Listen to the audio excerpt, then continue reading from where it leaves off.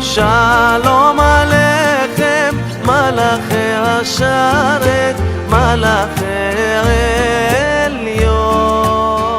Achar tefilat arvit, yikanes leveto, veyomar bekol ram ou besimcha yetera Shabbat Shalom. Premièrement, après la prière de Arvit, donc du soir, yikanes leveto, on rentrera à la maison, veyomar bekol ram, et on dira à voix haute, besimcha yetera, avec une grande joie, Shabbat Shalom. Vinashek ede aviv veimo, et on embrassera la main de son père et de sa mère. Donc pour celui qui a ses parents, ou bien vos enfants, devront embrasser votre main. Venaagul omar ba'amida, et on a l'habitude de dire debout, piyut shalom aleichem, le chant de shalom aleichem. Kol piska shalosh pe'amim, chaque strophe devra être répétée 3 fois. Ve'achar kach psuke eshet chayil, après avoir dit le Shalom Aleichem, on dira les versets de Eshet Chayil qui a été écrit par le roi Salomon. Donc Eshet Chayil, la femme vertueuse, un mari s'adressera évidemment à son épouse, des enfants s'adresseront à leur maman. Vechen Pizmon Azamer Bishvachin, également, certains ont l'habitude de dire le chant de Azamer Bishvachin.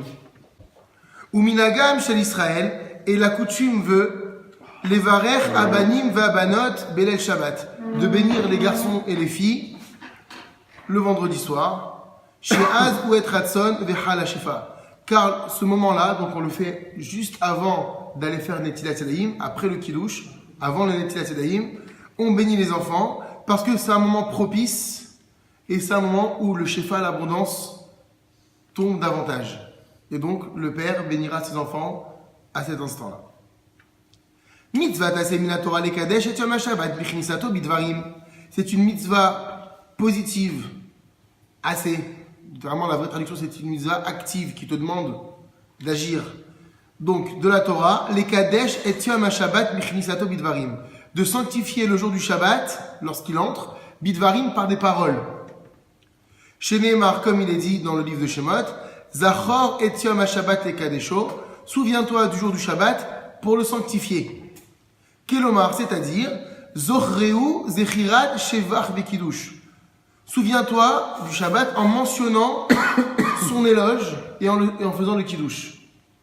Donc quand on dit qu'il faut sanctifier le Shabbat quand il entre par des paroles, qu'ont fait les Chachamim, ils ont instauré Midivrei Sofrim Tzarich Shetiye Zechirazo Al Kosayin. Il faut que ce souvenir du Shabbat, ou plutôt maintenant le mot Zechira veut dire également cette mention du Shabbat, se fait à travers le texte du Kiddush. Et en faisant donc le Kiddush, en récitant le Kiddush, on réalise une mitzvah tacite de la Torah, de Zachor et Yom HaShabbat et Kadesho, de se souvenir du Shabbat pour le sanctifier. Nashim chayavot be Kiddush min la Torah. Les femmes ont l'obligation également du Kiddush d'après la Torah. Pourquoi est-ce qu'on précise cela? Ve'af shekol mitzvot tacite shazman grama nashim peturot, parce qu'on sait qu'il y a ce principe dans la halacha que toute mitzvah qui dépend d'un temps donné, d'un temps fixe, les femmes en sont dispensées. Or, le Kiddush dépend également d'un temps fixe, comme le Shabbat. C'est tous les samedis, vendredi soir, samedi. Donc j'aurais pu peut-être penser que les femmes, en tout cas pour le Kiddush, en sont dispensées. Là, la Chane dit, Bekiddush chayavot. Concernant le Kiddush, elles en sont obligées. Mishum chez Zachor veshamor bediburecha nemru. Parce que le commandement de Zachor, souviens-toi du Shabbat, et le commandement de Shamor, observe le Shabbat, qui a été dit dans les 2e tables de la loi, Bedibur et Chal Nemru, en réalité, elles ont été dites par Dieu en une seule et même fois. Donc ça a été aussi quelque chose de miraculeux, c'est que ces deux mots sont sortis ensemble et ont été entendus ensemble. Veukshu zelazé. Et Kesh, une confrontation. Donc on voit que le Zachor et le Shamor ont été mis ensemble. Et donc, c'est qu'ils ont la même valeur. Vedarshu chachamenu zichronam uvracha. Et nos chachamim ont expliqué, dans la Gemara Masechet Brachot, Kol sheyeshno bishmirat ha-Shabbat, toute personne qui est tenue de garder le Shabbat, yeshno bazechira, également tenue de le mentionner. On a dit que, a priori, les femmes sont dispensées de la mitzvah du Kiddush. Pourquoi? Parce que c'est une mitzvah positive, et toute mitzvah positive qui dépend d'un temps donné, les femmes en sont dispensées, comme par exemple la mitzvah du lulav et du etrog à Sukkot.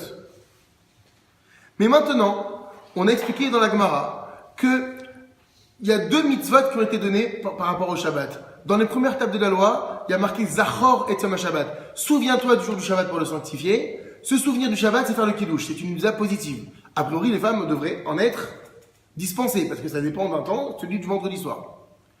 Mais il a été dit en même temps que le Zachor, le deuxième commandement le commandement de Shabbat dans les deuxièmes tables de la loi, Shamor et Yom HaShabbat, observe, garde le Shabbat. Et comment est-ce qu'on garde le Shabbat?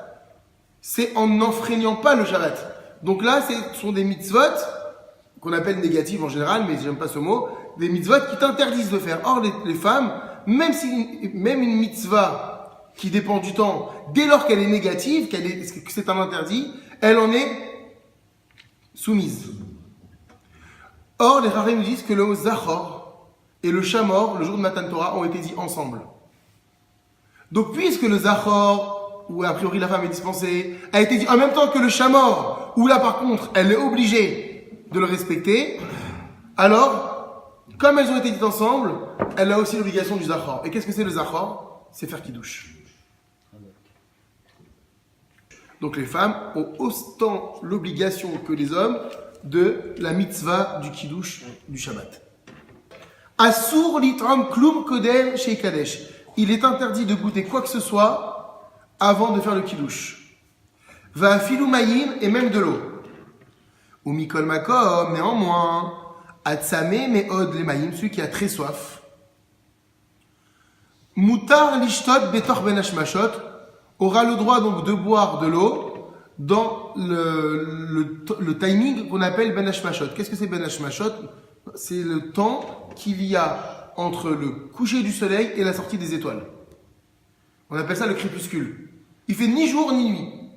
Donc quelqu'un qui a très soif peut boire avant le kiddush dans le temps de Ben Hashmashot, mais quand? Dans les 13 minutes et demie après le coucher du soleil. Afin de dépencher sa soif. Kodem ha-kiddush tsarir shetiem mapa ala shulchan tachatapat. Avant le kiddush, il faut que soit étendu mappa à la shulchan, une nappe sur la table, tachatapat sous le pain. Ou mappa acheret peroussa à la pâte. Et une autre mappa, une autre nappe, étendue sur le pain. Ou en apron. En tout cas, il faut qu'il y ait une couche en dessous et une couche au-dessus.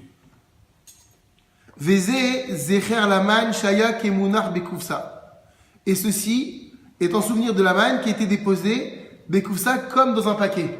Quand Dieu faisait tomber la manne, quand on était dans le désert, elle n'était pas comme ça éparpillée de façon irrespectueuse. Elle était véritablement comme livrée dans un colis, emballée. C'est ça Bekufsa. Tal les mata, il y avait une couche de rosée sous la manne, Vétal les mala, et une couche de rosée sur la manne, Véaman maïmtsa, et la manne au milieu. Donc c'était véritablement un bel emballage qu'Akadosh Baruch Hu offrait aux enfants d'Israël lorsqu'il leur apportait la manne. Et donc sans souvenir de cela, qu'on veille à ce qu'il y ait une petite mappa sous les chalotes et une mappa sur les chalotes. Vetor leashir apat mechoussa ad birkat hamotzi. Et il est bien donc de laisser le pain mechoussa recouvert jusqu'à la bracha du motzi. J'aurais pu penser qu'une fois que j'ai fini le kiddush, ça y est, je découvre le pain, je vais faire les tilates et je reviens. Non, attends le dernier moment pour le découvrir.